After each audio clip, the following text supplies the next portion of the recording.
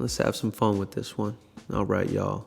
So I'm in the midst of a cut, which means the calories are low, and the goal is to stick to the diet and not get too hungry. So this is what I've been eating in a typical day. So let's walk through that after I wrap up some posing, because I'm feeling good. I've been working hard for this cut. Now, first things first, before we just get into the day of eating, we gotta have a plan of attack. Because I want to lose fat, but ideally, lose as little muscle as possible, if any. So in order to do that, I'm breaking my calories down into their macros. Now, if you're part of my training app, you'll notice in the extra section, there's a macro calculator. Instead of having to calculate this all out, you can just plug in your values here like I've done, and it's gonna spit out what your caloric target is for the day, as well as those very important macros, so those protein, carbs, and fats. Now, I'm a couple mesocycles deep into a cut, and I want to speed things up. So I'm going to take off an additional 500 calories from this caloric target here. So in order to create that deficit, because a carb is 4 calories per gram, that's going to put me right around 100 to 125 grams of carbs to take off the total there, which equates to about that 500 calorie daily deficit. So protein is going to stay the same for the day. My new daily carb total is going to be right around 200. I don't know why I put in 300. I clearly did the math for nothing there. And then fats are going to stay the same as well, around 76. And then I also use a handy little app called MacroFactor. And this guy's what I log everything on. This one is paid. I have a code that'll get you 2 weeks free, but there's plenty of free ones out there too. The important thing is you're making it easy to track. Now, as soon as I get up in the morning, I'm having a glass of electrolytes. I don't track this because the calories are real minimal. About 500 milligrams of sodium, and I throw in some collagen in there as well. Knock that down. So nice and hydrated before I do my fasted cardio. And as soon as I clean myself up, I'm in the kitchen getting meal one prepped. And this one's a bit of a throwback for you guys who maybe have been following the channel for a little while. This is gonna be the classic eggs and oatmeal breakfast. So I do 4 egg whites, 2 whole eggs, cook it up with some avocado oil, spray oil in the pan. That spray is nice because you don't have to track it. Then throwing in half a cup of oats, fill just to about the same level with water, throw it in the microwave for 1.5 minutes. And then I'm mixing in a scoop of protein to bump up the protein in this meal.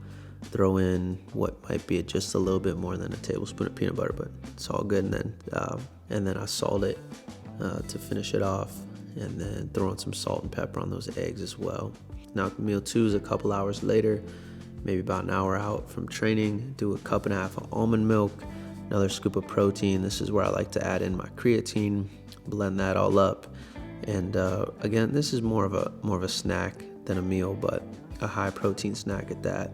And I've been adding in some powdered peanut butter you could pick up at most grocery stores into my shakes, and honestly it helps, especially if you don't like that protein taste or you get tired of it. The second leg of the snack here is going to be one of my favorites, man, which is just a little bit of zero sugar Greek yogurt on some rice cakes with what I tried, with what was my attempt at a tablespoon of peanut butter between the two, but this one wasn't very drizzly. I probably should have put the peanut butter down first and then the yogurt, but it's all good, man. I crushed the gym. This was actually back day. I was finished off with some buys there. And the pump was pretty good. That's in part credit to the salt I put on the rice cakes, as well as the electrolyte I'm having in the morning. That's huge in terms of just performance in the gym and actually helping with a good pump. Man, I'm big on the sodium. So finished a solid session, came back for meal 3. Now this is where I use the meal prep company I work with. Just throw that bad boy in the microwave and it's ready to serve. Some sweet potato and chicken there. And then they also sell these protein muffins in I don't know how many flavors. Lemon poppy seed is a banger.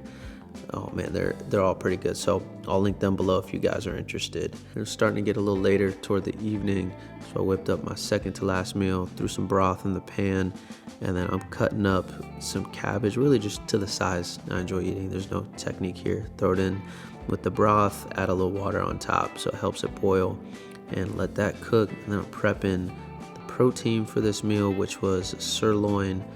And sometimes I cut it up and just kind of saute it. This time I actually seared it in the pan.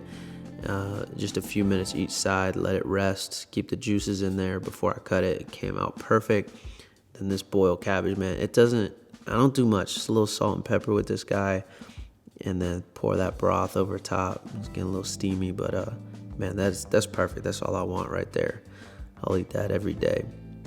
And then last meal of the day is more of a late night snack.